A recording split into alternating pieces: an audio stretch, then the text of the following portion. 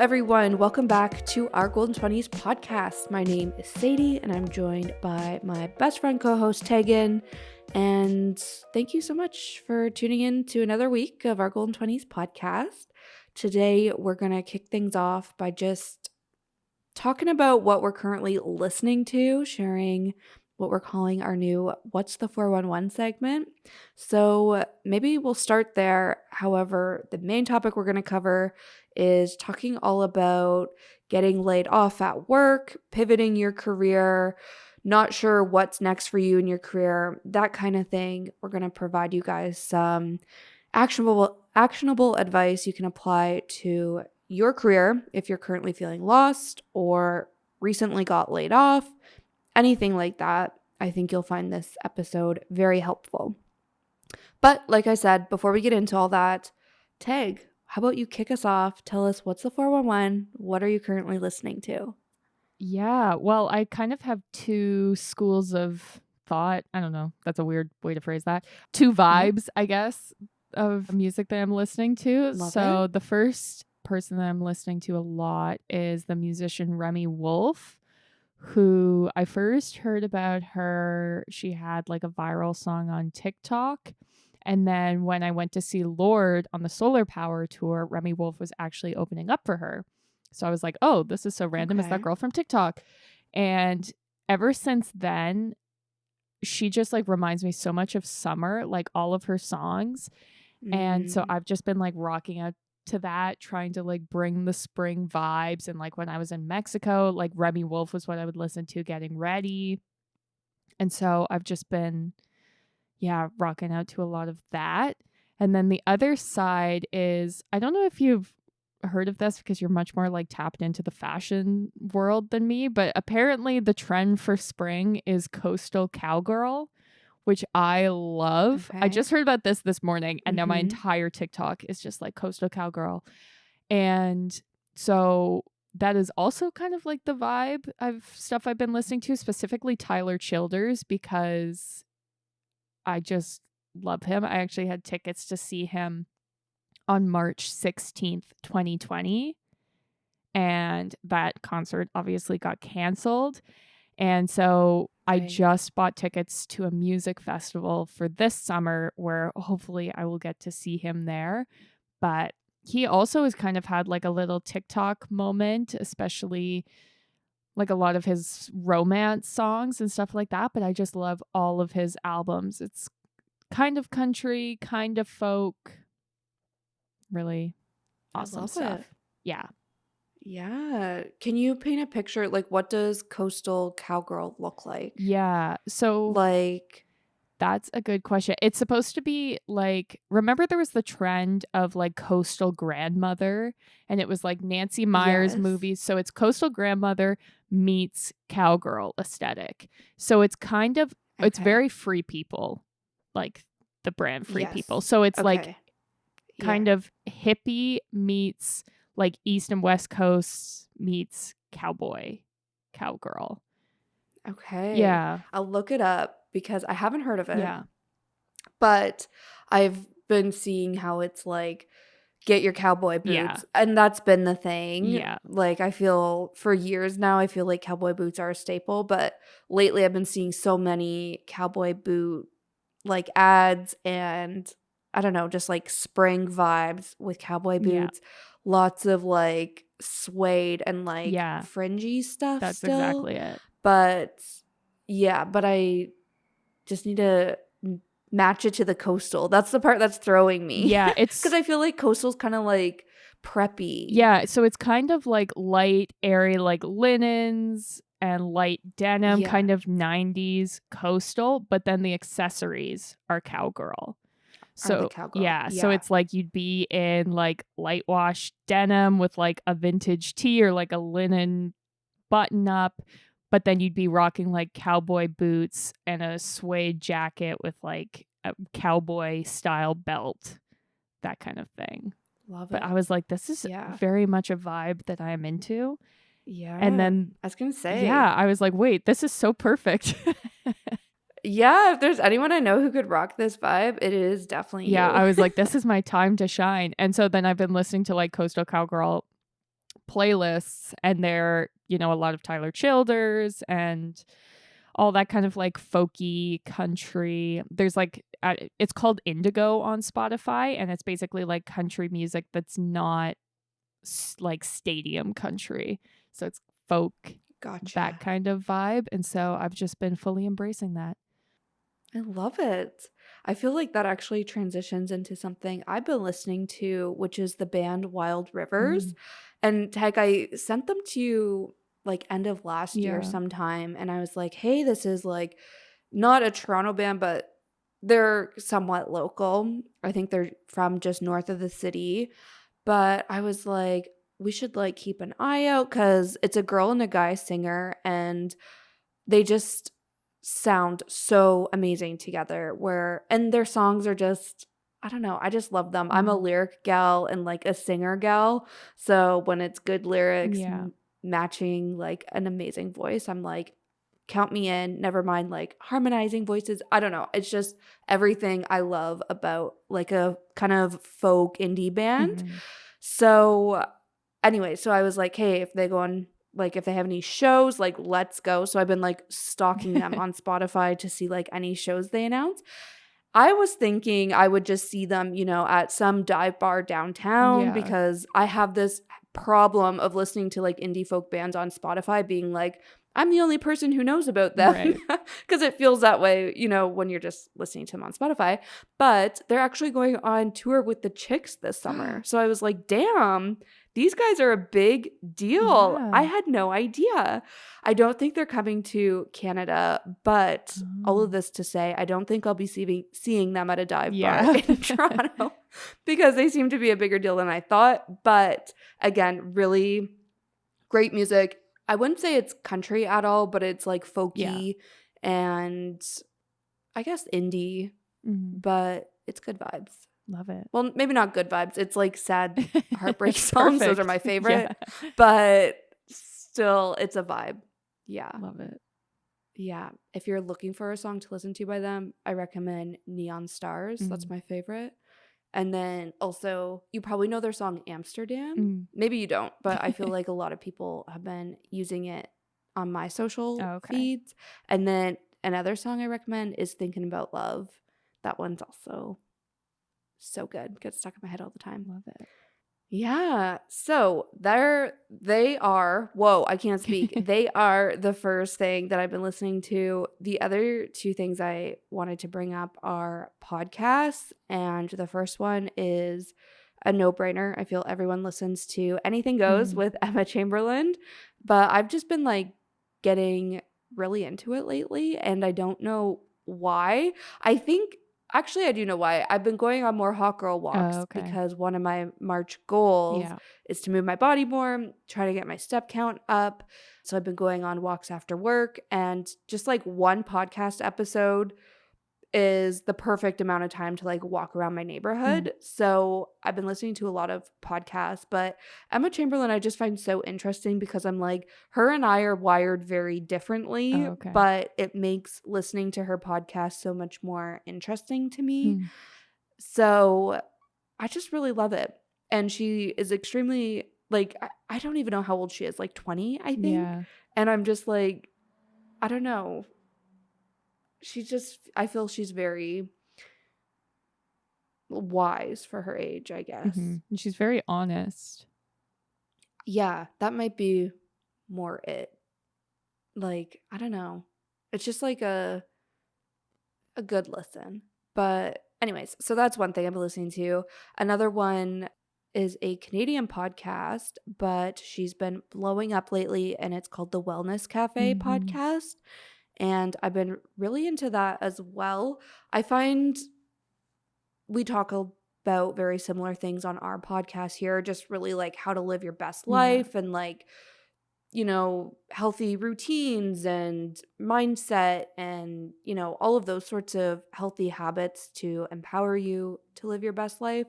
So again, I just like to hear what other people are doing and like that, get their opinions on it. So I find that really great.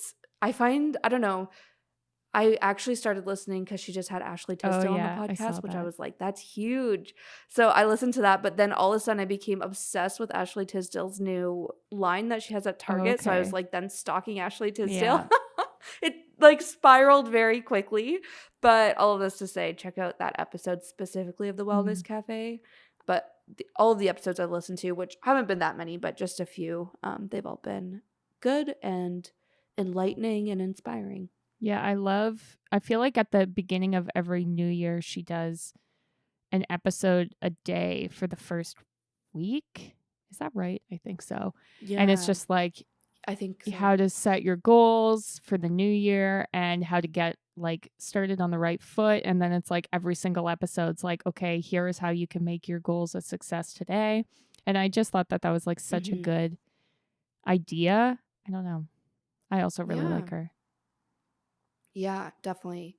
I started listening to her after all of that, but it's nice to Hmm. like go back. Yeah. Like sometimes I don't remember that about podcasts where it's like you don't have to listen in Yeah. order A or like to the latest episode. You can Yeah. go back. Pick what you So, want. yeah, that's been yeah, exactly. Whatever topics resonating, listen in on that, Hmm. but it's been a good listen. Awesome. Well, I think that's it for What's the 411. And now we can transition into the main part of this episode where we're talking about getting laid off and how to deal with that. Unfortunately, it feels like this is a very hot topic, especially like in the tech world Mhm. where all I see on my LinkedIn is like tech girls getting laid off, and in my like networking group and on my TikTok. So I don't know. I always hear like there's so many people hiring. It's such a great time. But then it's also like, I don't know. Cause I feel like the companies that are hiring aren't always like the best companies you want to work for, or it's not like the perfect jobs you want. So unfortunately, Yeah. this might be an accurate situation for a couple people listening in. And I feel very qualified to talk about this because I've been laid off twice and fired once. So I have all of the experience and I'm ready to impart my knowledge onto all of you. That honestly, it's like you said, it sucks when it happens, Yeah. but the fact you're here and you're like, listen, ladies, this is how we do it. This is how we pull ourselves Yeah. together and get through it, Yeah. I think is probably what somebody needs to hear because Yeah. I think the scariest thing about being laid off is you never know if it's going to happen, Hmm. when it's going to happen, because it really can happen at any time. And I think at my work, we just recently laid off a few people and they were all like very high up in the organization. Okay. So it's like, at what point, do Yeah. Are you you safe? feel exactly? Yeah. And I feel like it really depends on the situation, depends on the company, but it's really hard to know when you're safe. Like, Hmm. are they going to be cutting the new people? Are they going to be cutting the higher up people? Like, you just never know. So I think I don't know. It's just something, even if you haven't been impacted by this, I think it's still something to be mindful of Yeah. and not to be like fear mongering or anything. But Mhm. this year, I think a lot of companies are kind of worried about this year because we've been talking about a recession for so long, Yeah. and I think slowly that's why we've started to see layoffs happening. And I think companies are still just like, we're not sure what to expect from this year. Yeah. And if things start to go downhill or we start seeing some red or whatever, we panic, Mhm. and again, I think it's just something to be mindful of where it's like, okay, if this hasn't happened to you, doesn't mean it can't, Yeah. So again, it's just best to be prepared. Yeah, 100%. Well, it's something that I feel like everyone says as far as advice is having 3 to 6 months worth of living expenses in a saving account or accessible for you. And Yeah. like I understand how hard that is, and especially like with a recession a lot of people live paycheck to paycheck, but you need to also be prepared that if you lose that paycheck, what are you going to do? And this is, I've said it Mm-hmm. before, I think on an episode where we talked about money. Some advice that I was given from a coworker that I think is really smart is he says every time that the bank offers you like to increase your credit card limit or to get a line of credit or anything like that, always accept it, because if you have $0 and you need a line of credit, they will not give it to you. If you have $0 Mm-hmm. and you want to up your credit limit on your credit card, they will not give it to you. They'll only give you those options when things are going well. And he said it doesn't hurt to have a line of credit and then have it sit at 0 for your whole life. Mm-hmm. Doesn't hurt you. Do Yeah. that. Same with having a really large credit card limit. Doesn't hurt you as long as you're still, paying it off. Obviously, don't ump your credit card Mm-hmm. limit and then like spend Max all it the out. money. Yeah, Yeah. that's not what I'm saying. But it's good. That can be a backup sort of safety net for you as well. And Yeah. yeah, just a random tip to Yeah. throw out. Yeah, I think that's a great tip. And for me, I think when I really shifted priorities to be like, okay, yes, like I have my savings Mm-hmm. accessible and a couple months worth was right when the pandemic hit, when people were getting laid off. Yeah. Because I was like, prior to that, I was just like oblivious to it, or I felt like I was so good at my job, so that wouldn't happen to Right. Yeah. me. And Yeah. then it was like all of a sudden, a lot of my friends were getting laid off. And I Mm-hmm. was like, oh my God, if that happens to me, like you said, I have no income, I have no savings.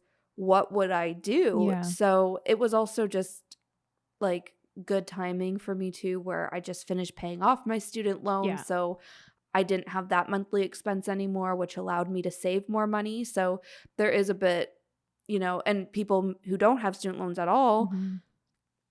like, don't have to worry about that. And like, I don't know. I think there's a lot that goes into being able to save money. That's what I'm trying to Yeah. say. And it is a privilege to be able to save money too. But I think if you set your mind to it and you have a goal of how much you want to see in your savings account, getting there bit by bit, like you can do it. But that's why it's so important Mm-hmm. because yeah, you just never know. And I think that's also, we had Rennie on the podcast a while ago, but she talked about different types of savings accounts and she Mm-hmm. recommended putting your accessible savings and this kind of like living expenses in a high interest savings account Yeah. versus locking it into a GIC or investing it into an account that the money gets locked Yeah. because for a certain amount of time, or it's just an investment or something like that. Like you need this money or you don't know when you'll need the money, so it needs to be accessible at any point. Yeah.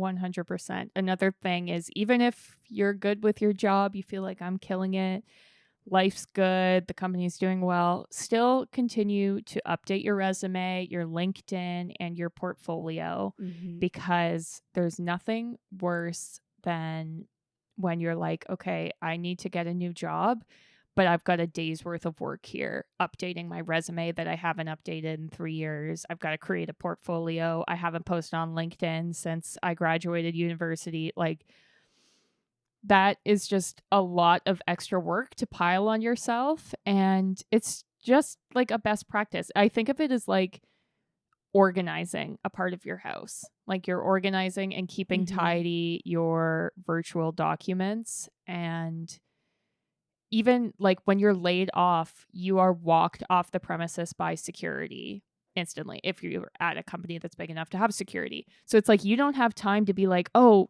shit, well, my projects were on my hard drive. Like, no, you're gone. Exactly. And Yeah. so it's like, keep positive feedback that people give you. Take a screenshot, send it to yourself. Big projects, save those on an external hard drive. I was lucky in one situation Yeah. where like I knew it was coming. And so I was like, I'm not doing any more work. I'm focusing on backing up these projects. And like, Mm-hmm. especially when you're in a creative role, like my first job that I was fired from, there are like television commercials that I worked on that I have not seen since. I could not put them on my portfolio because they never got publicly posted to like Vimeo or YouTube. And it's like, yeah, I can go into an interview and say, I worked on a commercial for Visa, but like if you can't But you back don't it have up, the yeah, it's actual. like, yeah, I'm sure Yeah. you did. So that's another thing. And even if it's like you're collecting links of when they go up on Vimeo, or if you're like downloading the files or anything like that, and stats too, if you work like a job where you see clear numbers, I grew this social media account from this number to this number, like save those back end analytics as well. Mm-hmm. Definitely. I think one big like light bulb for me, I guess, was when I started. I don't have a portfolio right now, Mm-hmm. but when I did create my portfolio and I had like a website and everything, I was like, I always viewed my work as like the company's property. Right. Like Yeah. my ideas, you know what I mean? Like my ideas, my execution, like Mm-hmm. all the hours I put into this belong to the company, not to me. But as soon as I started building my portfolio, I was like, no, this was my work. Yeah. You know what I mean? Like, of course, there were other people involved, and it wasn't just me who made this project come to life, but it was just a different way to think of it. Where now, any big projects that I do, even though I don't have a portfolio anymore or it's not currently live, it's still things that I want to keep in Yeah. like a file on my own personal Mac rather than just on my company computer, because it's exactly like you Mm-hmm. said. Who knows when an opportunity will come up where I'm talking to somebody about this or want to show them, or even just like look back and reference to remind myself, oh yeah, I am capable of great things. Mm-hmm. Like I think it's just a different way to look at it Yeah. for those types of projects. Yeah, for sure. And then another Yeah. sort of piece of advice is to continue to try and build your professional network. And I feel like this is another task that's harder to do when like life's going good at your job. But I do think, like, as nerdy as it is, like, post to LinkedIn when you work with people, like, make those connections on LinkedIn, because you never know who you're connected with. And especially now, like, when you apply to jobs, it can tell you, like, this person who works there, you can reach out to them or whatever it is. And then even if you're in a situation where you're hiring, like, it just makes it easier, I feel like. Yeah, definitely. I think that would be like my first thing. Luckily, I've not been in the position of being laid off, knock on wood, but I Mhm. think that would be the first thing I would do if I was in that position, where I would just reach out to everybody, Yeah. like people I've worked with in the past, people that I met through school, like past peers, Mhm. past professors, like literally anybody that's in my professional network. I would just reach out to them and be like, hey, like I just went through this. Have you heard of any open positions? Mhm. Or is your company hiring? Anything like that. And it's actually interesting because I didn't really think about that until somebody who I didn't even work with them at my job, but they were like part of an agency that I worked Right. with as a client. They got laid off their new job. So they like left the company where we were working together. Mhm. Then they moved to a new job. Then they got laid off at that job. And he literally was just going through on LinkedIn Yeah. and messaging people being like, hey, I just switched jobs, but I actually got laid off this job.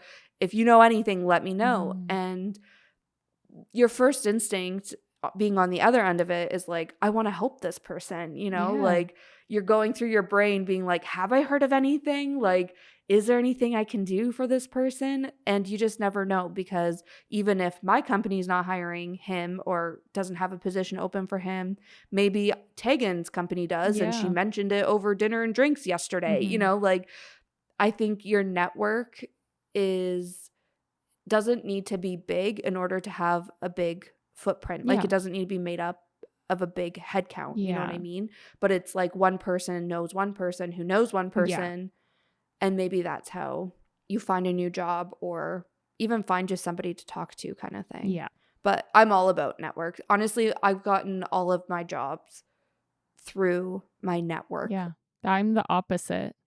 No, I haven't gotten any jobs through my network, honestly. I did get a freelance Interesting. job because the job that I was fired from, the person who ran the company that was freelancing me had also been fired from that same company.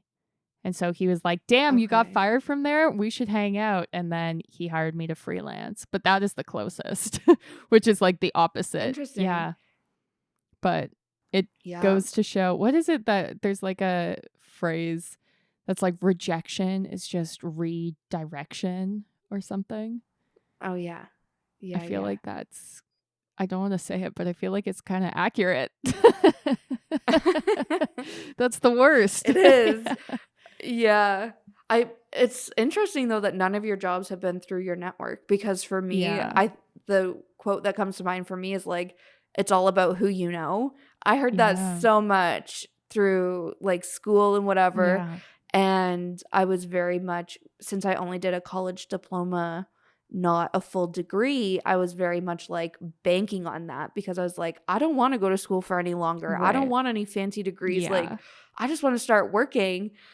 And luckily, it's been working out to this point where I don't need a fancy degree, because it really is all about Who you who I know. know and Yeah. people, yeah, being like, oh, you meet somebody at one job, but then they move to a different job, then they try to recruit you to that job. And I don't Yeah. know, it's just worked out for me that way. Yeah. And I think that's why I was like, it'd be my first instinct to reach out to my Yeah. network if something like this were to happen, because they always got my back. Yes. 100%. But yeah, I think though, on that note, actually, again, it's more on like the preparation side, but I think this is why you need to like treat everyone nicely and with respect when you are working with them, Yeah. because you don't know when you'll need their help down the line, if you're still working together or not. Like, I think it's really important to view everybody you meet in a professional setting or at your work or networking events, Mm-hmm. literally anything, viewing them as like, you are part of my network now. Mm-hmm.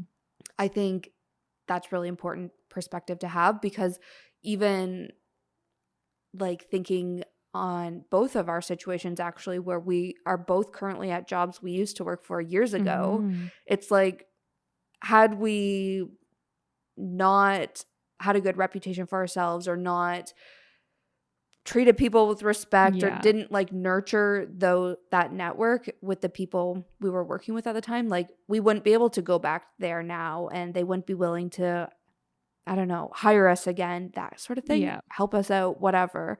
So it's like, you just never know. So always keep in mind that, yeah, you need to, I don't know, keep this lens on when you're dealing with people Yeah. in your professional life. Exactly. Well, and if you are laid off, as much as like it hurts and it feels like a rejection, don't burn that bridge, because like Sadie Mm-hmm. said, a company I was laid off from is now the company I currently work for. And one of the freelancers I'm working with was someone who was also laid off at the same time as me. Whereas if we had been like, book this place, and like smashed our laptops on the Yeah. way out, like this wouldn't have worked out the way that it did. And so it's like, obviously, I think sort of the first step when you're laid off is to just like give yourself space and give yourself time, but don't allow, Yeah. those emotions to, I don't know, become too public facing, I guess. Like, don't drag a Yeah. company on social media. I just feel like that's not really a great look, kind of in the same vein. Don't like smash up your Mm-hmm. desk. Don't, I don't know, steal a bunch of stuff on your way out or something. And just give yourself like a couple of days, even weeks, depending on your budget, to just be like, take a break. Like, you're like, this is my paid Yeah. vacation. If you're getting severance, be like, this is my paid vacation. I'm going to chill at home and do all of the things that work prevented me from doing, like all the laundry that's piling up and all those books I wanted to read. And I feel like, I don't know, when I was fired, I like went home to visit my family for a couple of days. And when I was laid off, I don't even know what I did. Oh, directly after, I went to a bar with my coworker, and who also was laid off. And we were like, we're just going to have like a drink and have a great night and just like pretend this is like a fun Friday. And yeah, just sort of focus on, I don't know, the healing I guess, getting the healing started Yeah. instead of being like, okay, time to go. What am I doing? Posting on LinkedIn right now. Like, it's okay, I think, to give yourself space and time to rest. Definitely. Yeah. I think like you just be feeling so many emotions where it will be overwhelming. And I think, Mhm. that's why people kind of lash out and Yeah. act out because it's like, I wasn't expecting, like, I feel so blindsided. I feel so angry. I feel so sad. I feel so scared. I feel so, all these feelings, they just fester up and can just come out in like a outrage of emotion. But I think it is important to just kind of take a step back. And I think obviously I'm going to say talk about this with somebody. I think it's great. You went out with a friend who was going through the same thing and you guys could talk about it Yeah. together or talk to your family. Don't just let it eat you up internally, because I think you can also fall into a situation of like, I'm so dumb. Why didn't I see this coming? Mhm. Or, it literally could just eat at you in so many different ways. Yeah. So it's best not to internalize that because you're already going through a hard time. You don't need to make it even harder on yourself. So maybe it's talking to a therapist. Like, I'm quite sure there's therapists who specialize in this and Mhm. like specialize in work related Yeah. topics. So, reaching out to somebody, getting help if you're having a hard time coming to terms with it or a hard time processing all those emotions you're feeling, Yeah. journaling about it, like just getting it out, I think will really help. That's another thing I think I would do like right away. And it's also just like I'm also someone who needs closure. Oh, So okay. if I were to be like pulled into an office, be like, you're laid off, we're going to escort you out and mail you back your things, I would be like, I would feel so off Yeah. for weeks until I got that closure, Mhm. but talking it out and with somebody, oftentimes somebody who's totally unbiased and like not involved in the situation, aka a therapist, can really help you find closure, like them pointing things out or just again you talking about it to process those emotions. And it's kind of just like that cycle of acceptance, I think, what I would go through, where it's like denying this is happening, going Yeah. through all the stages until finally you can accept it. And then maybe that's when you pull yourself together to start applying to new jobs or fix up your resume or whatever it is. But I think where I'm trying to go here is you don't need to do it all on the first day or Yeah. like the night you get laid off. Like, it's okay to take time if you can afford to, obviously. Mhm. And yeah, you're able to take time and then pick yourself up over time to figure out your next steps. Yeah, 100%. I also think it's a good reminder that like you're not alone, because especially if like you're in a small company, there's not that many people getting laid off. You can feel like, I don't know, I remember feeling like this is embarrassing because like Mm-hmm. I- I'm getting laid off at the age of however old I was, like 23. Like that's not supposed to happen to people like me. But then it's like lots of people lose their jobs. Probably, I don't know Yeah. the stats on it, but I would guess the majority of people will lose their job at one point. And I remember we were camping once and we were playing a game and it was like, never have I ever. And one of the cards was like, never have I ever lost a job. And every single person put up their hand except for Sadie. And it was like that never even dawned on me Oh, until really? I then. don't Yeah. remember. And then I was like, oh, yeah. Like, I don't know.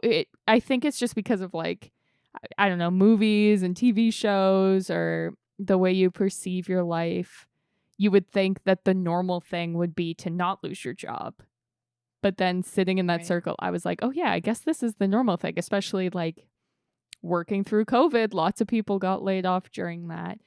And Yeah. yeah, so that's, I think, a good reminder. And to also try to think of the positives, as like, obviously allow yourself to feel the negative emotions and feel like the sadness and the anger, but think of this as like a fresh start or a new chance. If Mm-hmm. you're like, I've always wanted to start a business, this could be your chance, or to become like a consultant or a freelancer, or to start teaching, or to go back to school or volunteer. Like, the world is your oyster, all of these things that were sort of holding you back aren't there anymore, which can be like really sort Mhm. of like, I don't know, a relief or freeing.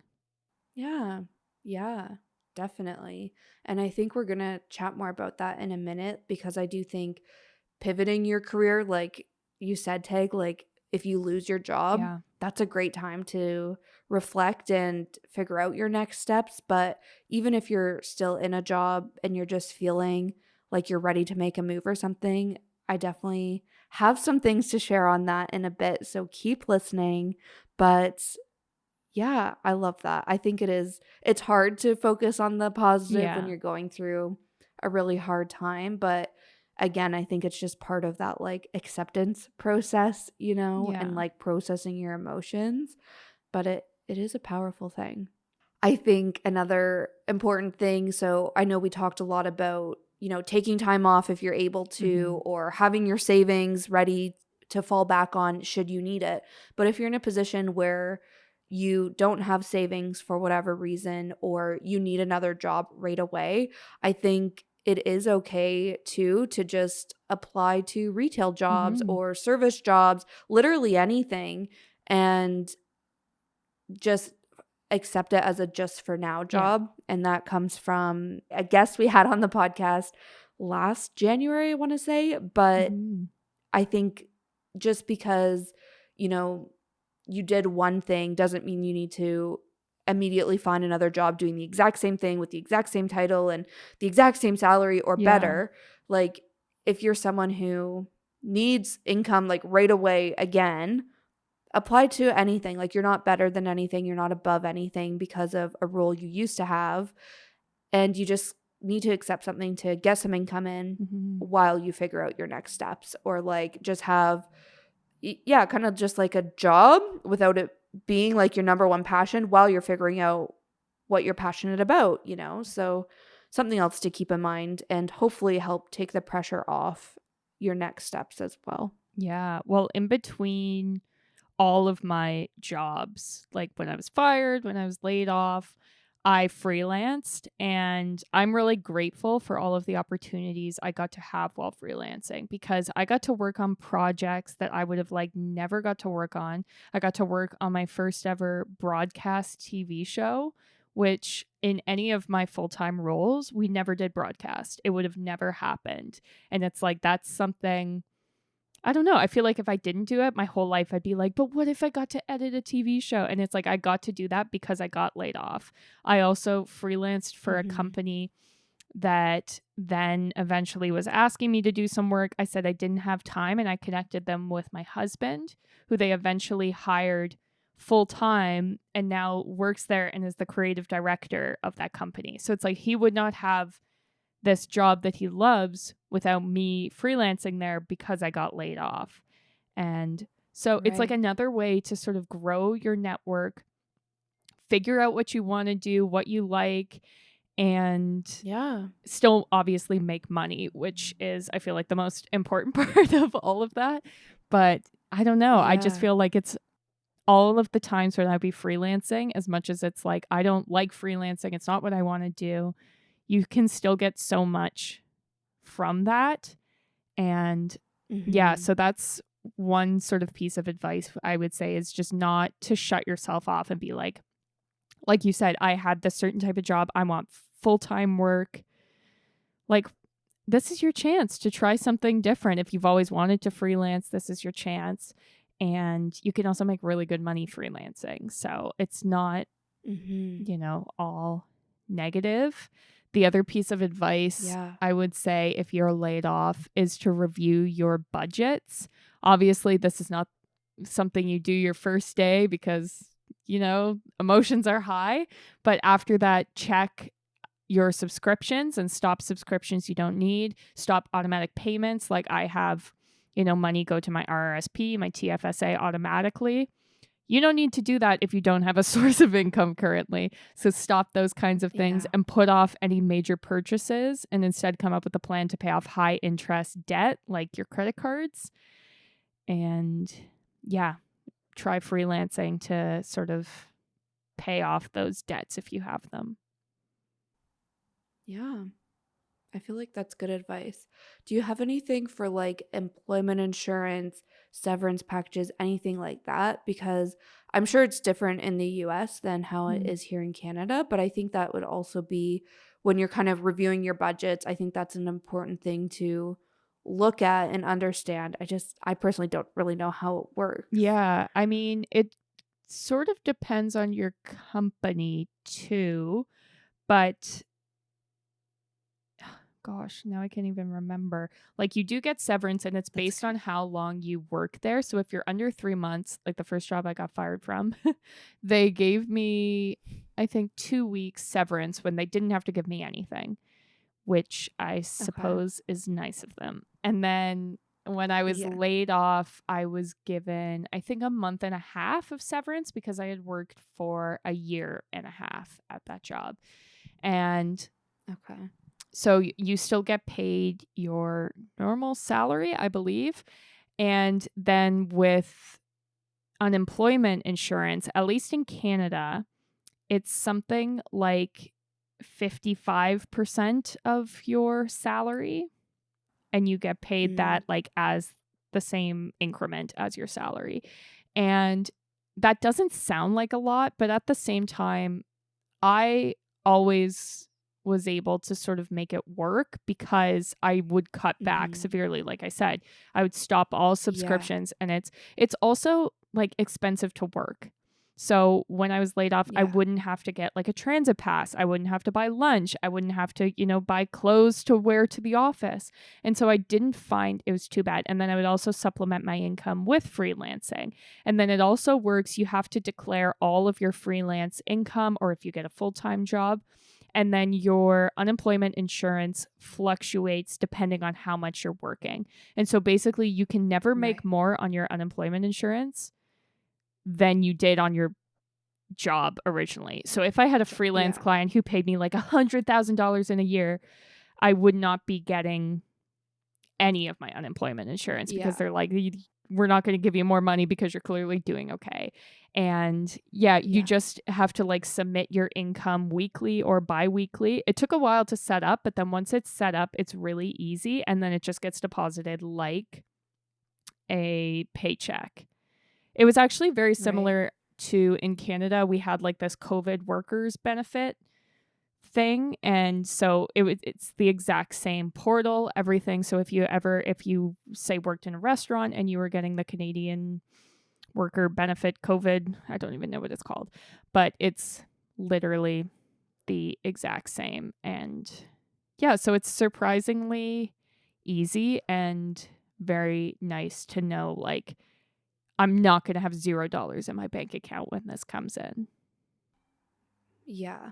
Absolutely. Yeah.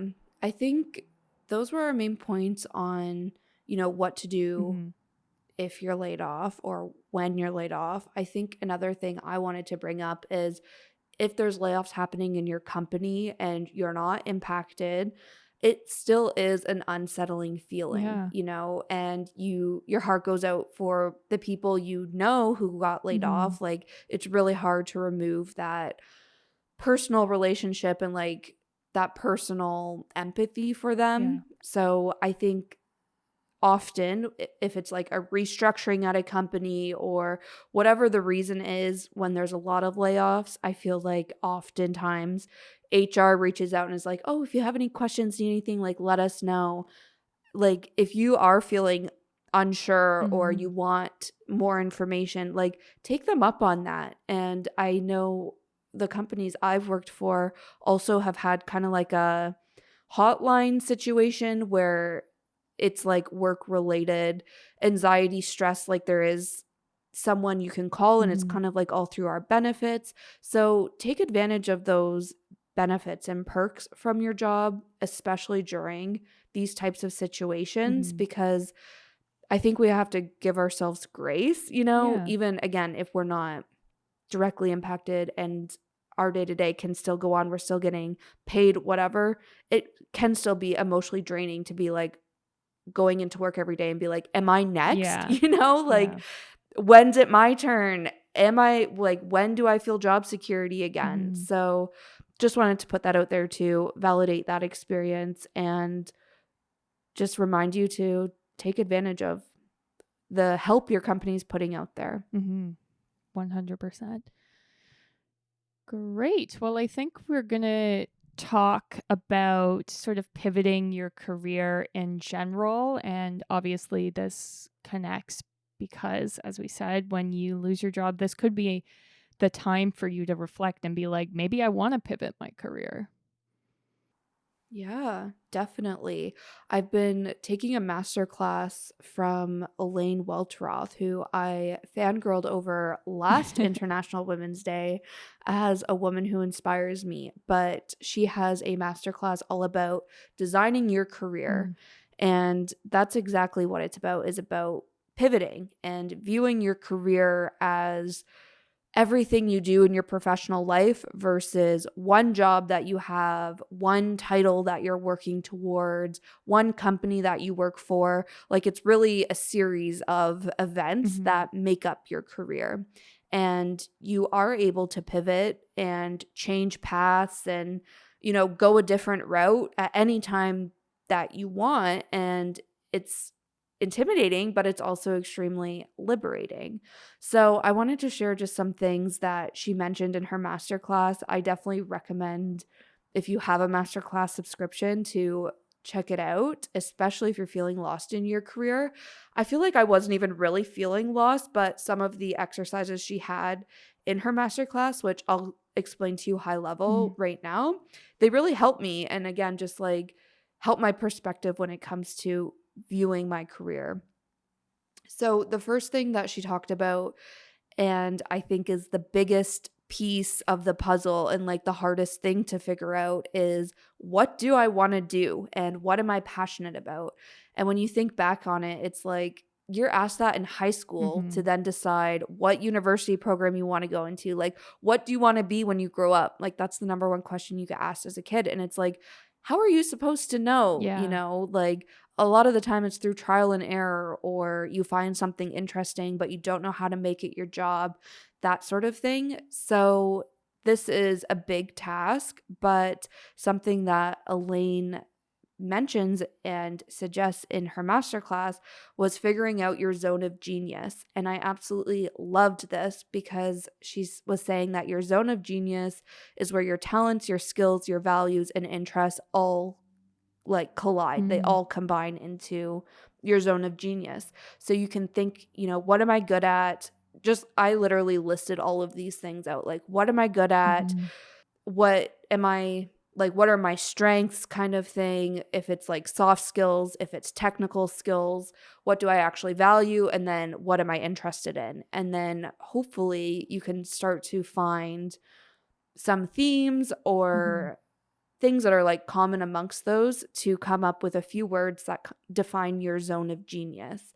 And then the whole next step is then creating your career around this zone of genius rather than, again, just like one job. So it's like, if this is my zone of genius, these are all the different ways I can have a job operating in that zone of genius. So her example, in case you aren't aware of who she is, Elaine was a editor-in-chief at Teen Vogue for a few years, but she was one of the youngest to get that title. I think she was 29 when she became editor-in-chief, and she was, I think, the second Black editor-in-chief in the Condé Nast empire.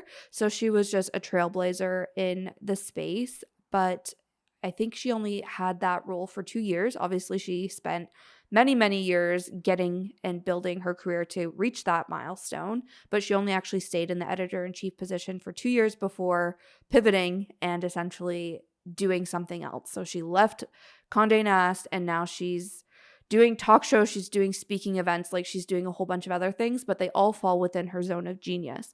So her 3 words that she came up with to define her zone of genius is activism, journalism, and fashion. And when you look at those words, you're like, okay, yeah, Teen Vogue, that makes sense, Teen Vogue is under her leadership, it became very focused on teens have a voice, teens can be political, teens care. Like, so that was really her activism side of it, as well as obviously journalism. And then she's done a lot in the fashion space. Like, she's been a judge on Project Runway and all these other things. So you can already start to see how, if this is in the middle of a mind map, which is the next step I'll talk about in a minute, you can see how different things can branch off of this zone of genius. So there's publishing, which is all about the journalism, activism, whatever. There's broadcast, so now she's working in TV and on the fashion side, on the still journalism side, it's just not written journalism anymore. Like, you can start to see how this all breaks off of her zone of genius and starts to build her overall career. So when I did that exercise, I was looking at all of my talent, skills, values, interests, and the 3 words I came up for myself, which it happened very quickly, but I don't know why, because I was like, I feel like I can come up with something bigger or better. But the 3 words that came up were self, beauty, and communication. And I have beauty in here because I remember when I did like my sorry, I've been chatting forever and I It's all feel like I have so good. much to say about this. When I did my birth chart and I learned how much Libra was in me, and then I looked at what that means, it was like, you just want to live like a beautiful life. Like, you have an eye for beauty, you have an eye for detail.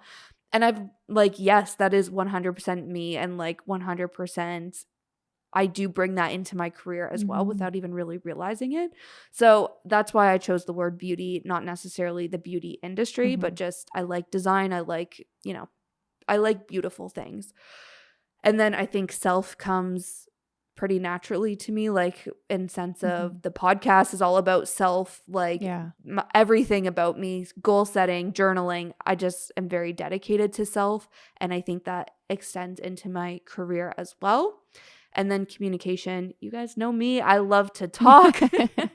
I could talk forever. I love to write. Like, I was that girl who always was like writing blog posts and stuff. And I don't know, I always found that very interesting. So anyways, these are the 3 words I came up with: self, beauty, and communication. And when I look at that, I'm like, that really does tie into what I do in terms of marketing. Like, self is having a sense of self as a company is like having a brand, and beauty is the branding of it and like the actual visual elements and campaigns. And then communication is all like the channels that I dive deeper into. So paid media and digital media, that sort of thing. So again, it kind of all fit into place for me, but I know that won't be the case for everybody. And you might like really have to dig deep to find these words to define your zone of genius. And I think also your zone of genius can probably change a little bit as you figure out more about what you do like and you don't like, what you're good at, what you're not good at, as you get experience throughout your career. But for me, once I had my zone of genius, I could go to the second step, which was really creating a mind map. So having your zone of genius in the middle, and I explained how Elaine's kind of branched out. But for me, it was, the podcast could be on my mind map. Like, this could be something that I view as part of my career, not just a passion project or, something like that. So that's on my mind map. Then I have like my corporate 9 to 5, like marketing job. I could also do marketing freelance. I could go work for like a branding agency. Like, there's so many ways that I can apply my zone of genius in a professional sense that all these ideas just started coming to me, and I started just like writing them all on this mind map. So the idea is then to look at this mind map and be like, this is my career, or like, this is my possible career. It's not just this one bubble that is my 9 to 5 job, So I don't know. I feel like I didn't explain it super well. That's why I'm like, you need to take this master class. But I think just having something to think about in terms of your zone of genius being a tool to help you maybe figure out what you're passionate about and frame it that way. And then also, when was the last time you did a mind map? You know what I mean? Like, that was also extremely just like got the light bulbs going in my head as well. But it was a very fun exercise, and I feel it was very validating to be like, yeah, I am operating my zone of genius, and like, that's why I enjoy my work so much, which is another big point that she brought out in her masterclass is if you're say your zone of genius is what I explained, where it's self, beauty, and communication, yet I work in a finance job or I Yeah. work on an accounting team, I'm not operating from my zone of genius, so my work is probably not fulfilling, and I don't feel like I'm, living out my purpose at work, or like it's not what I'm passionate about. So it's like, well, having that zone of genius to come back to can be very grounding and like give you direction in where to go next for your career. Interesting. I'm trying to think of what my Yeah. zones are. Yeah, think about it. And Yeah. I find it is helpful to like write it all down. Like literally just I think I wrote it out in like kind of like a 4-quadrant, like Yeah. split a piece of paper into 4 quadrants and had talent, skills, values, interests. And she was like, go back to your childhood. Yeah. Like, for instance, for me, like I really wanted to be a fashion designer at one point. And it's like, okay, well, what was it about that I liked so much, And then even I started building websites when I was really young because I was a huge loser. But like that was the sense of like me figuring out I loved communication. Yeah. Like that's where I got an eye for designing things. And then you have the fashion design. Like, I don't know. It's like just thinking back, not necessarily on what you've done in your actual career so far, like what you've been paid to do, but it's like things that you've always dreamed of for yourself, where that comes from. Again, like the talents and skills, like everything in your life, regardless if it's been in a professional way or not, like when you take all of that into account, you can start to see, well, I guess you just get a more authentic zone of genius. Yeah. And then from that, you can feel way more fulfilled in like an actual career that ladders back to it. Right. I think my 3 now, which maybe changes if I think more about it, would be creativity, entertainment, and connection. I like that. We'll have to circle back. Ew, why did I say circle back? Yeah. Barf. We'll have to discuss this more when I think about it later. I don't know why I said circle back. Yeah. We're talking too many corporate We'll words. circle back. It's like, Yeah. we'll circle back on that. Oh my God. Okay. I'm cut off. No more That's speaking funny. from me because I Yeah. said that. I love it. Well, yeah, think about it. And I hope you listening also feel like your brain is wandering off right now, being like, what is my zone of genius? Because it is a very interesting way. And I think I already mentioned this, so sorry if I'm repeating myself, but then when you look at your mind map, like when you're in a spot of being like, what's next for me? Yeah. Or like, how can I pivot? You just kind of start looking at the other areas on your mind map. Like it's not necessarily a big change. Like it doesn't have to be a big change. Maybe it's just you start doing like you start freelancing on top of your 9 to 5 job, or you start a podcast. Like, these are all things on my mind map, but it could also be a big change like Elaine did in hers, where she worked for an editor-in-chief position and then left it all behind to pursue something else on her mind map. Like, I don't know. It's just very interesting. I love that. That is very interesting. Yeah. The other thing and the last thing, which I think really ties this all up, we talked a lot about networking in the first half of the episode, but another thing that she really talks about when it comes to pivoting your career is, again, counting on your network and building a support system to be there for you when you are making these changes, or to consult these changes with. Yeah. And I think a big thing in that is mentorship. So having somebody maybe who hasn't necessarily gone through it, but they're just knowledgeable about the industry that you're in, or they can give you guidance and like relevant and helpful guidance, not just like a friend being like, it's okay, you'll figure it out, but a mentor who will challenge you and hold you accountable. Like, it's just super important to have that. And also on the friends and family piece, like having just people who can uplift you and I don't know, be there for you, because I think pivoting your career can be very liberating, like we're talking about, but it's also extremely stressful, you know? Like, you don't want to make a change if something's going well. You don't want to risk it all to just try something else out. So it's important to have people that you can talk things out with, who can be there for you if they don't go to plan, that sort of thing. So that was another big piece of her masterclass that I thought I would throw out here, because again, I really do think it ties back to the networking piece, Yeah. which it all boils down to for me. Yeah, 100%. We should put like the link to the masterclass or something in the show notes so that people can find Yeah, it. we definitely can. And I just, like, this is my first masterclass that I've done, and I just got like the year subscription. So Okay. I'm like, great. Every masterclass I take, I'm probably going to be like, So let's have a hyped. podcast Yeah. episode debriefing this. Yeah. And then masterclass will sue me and be like, bitch, they're supposed to pay $250 for this information. What are you doing? Oh, that's funny. You need an affiliate code. Yeah, maybe I can get one. Who Yeah. knows? But yes, very interesting stuff. Well, that's everything for this week. Thank you so much for listening. We put out a new episode every single Tuesday, so make sure you're subscribed to us and you follow us so that you see when those new episodes come out. In between that, you can follow us on social media. We're at Our Golden 20s on almost every single platform.